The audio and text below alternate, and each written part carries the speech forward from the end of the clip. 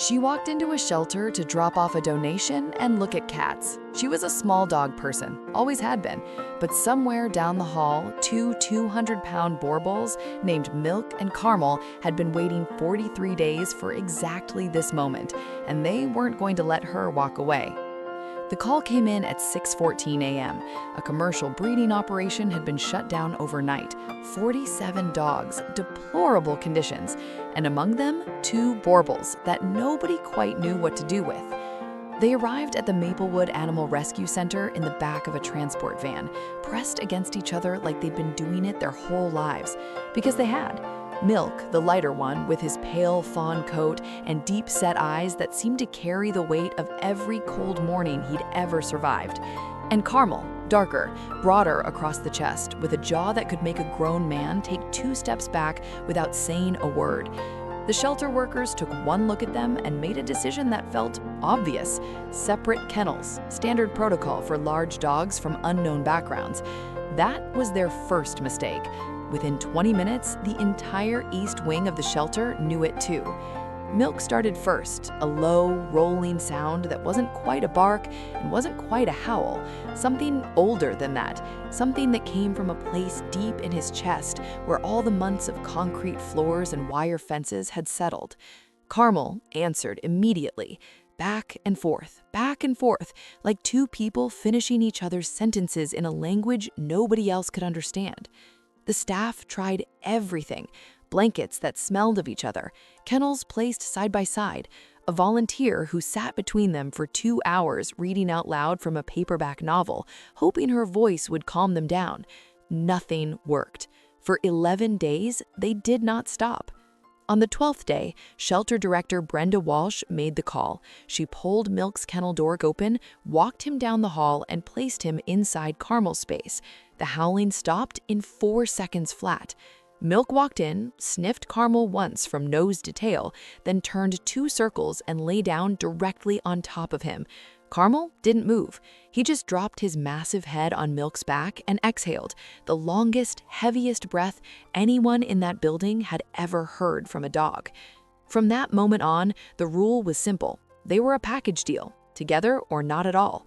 Weeks passed. Families came through on weekends, couples with yards, retirees looking for companionship, the occasional young family who'd done their research on large breeds. Every single one of them stopped at the kennel, looked at the 2 enormous dogs sleeping tangled together like a pile of warm laundry, and kept walking. "Too much dog," one man said, not unkindly. "We'd need a bigger house," a woman laughed. 43 days, no takers.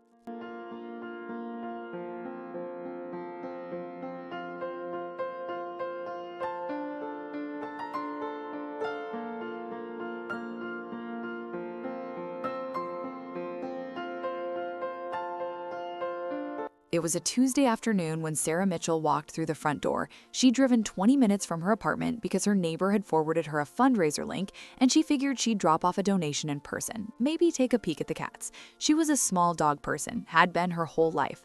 Her last dog had been a 7-pound Cavalier Charles Spaniel named Biscuit, who'd slept on her pillow for 12 years. She had opinions about small dogs, extensive, well-researched opinions. She handed her envelope to the front desk and turned to leave.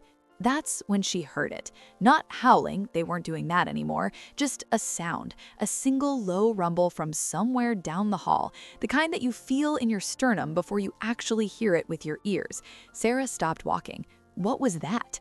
The first night, Sarah discovered that 2 Boerboels in a standard apartment isn't a space problem, it's an atmospheric one. Her couch became their couch, her blanket their blanket. She ordered a king-size dog bed the next morning. They ignored it completely. The second discovery came at 2 a.m. Caramel, deep in some urgent dream, released a sound from his lower digestive system that rattled the windows. Sarah sat bolt upright. Milk didn't even open his eyes. By morning, she'd Googled Boerboel gas normal, 17 forum threads. All said the same thing, yes, unfortunately.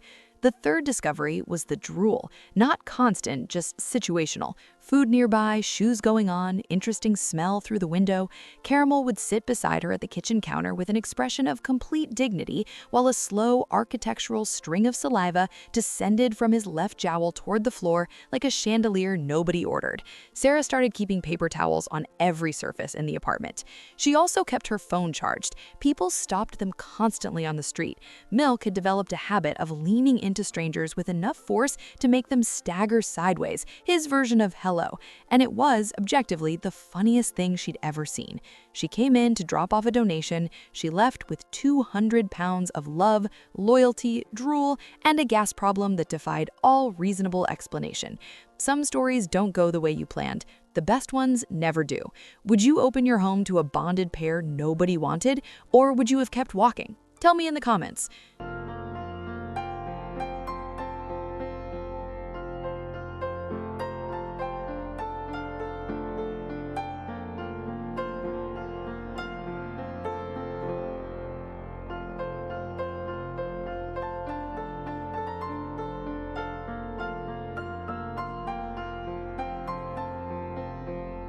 Brenda looked up from her computer. That's Milk and Caramel. Boerboels, you probably don't want to. Sarah was already walking toward the sound. She found them in the last kennel on the left. Milk was sitting upright, chin lifted, watching her approach with the calm, unblinking assessment of someone who has seen a great many things and is not easily impressed. Caramel was lying behind him, but his eyes tracked her from the moment she turned the corner. Brown, steady, extraordinarily alert. Sarah stood at the gate for a long moment. "They're enormous," she said. "Yes," Brenda agreed. "What do they eat?" And that was the beginning. I see you still haven't subscribed. Honestly, that breaks my heart a little. Hit that subscribe button. Milk and Caramel's story is just getting started. For the next 40 minutes, Sarah asked every question she had. How much food? 6 to 8 cups a day each. Exercise needs? At least an hour, ideally more. Vet costs for a dog this size? Whether they were good with strangers, with apartment living, with cats? Whether they had ever shown aggression? Whether they were bonded to each other in a way that would make separation traumatic? That last question answered itself. While they were talking, Milk had pressed his entire face against the kennel gate and was now resting his chin on the metal bar at approximately Sarah's shoulder height, watching her with the patient, unblinking focus of a dog who has already made a decision and is simply waiting for the human to catch up. Caramel had stood up. He walked to the front of the kennel, sat down directly behind Milk, and placed his chin on top of Milk's head. 200 pounds of dog, stacked like a totem pole, staring at one woman who came in to drop off a check and look at cats. Sarah looked at Brenda. Brenda looked at Sarah. "I'll take them, both of them. What do I need to sign?"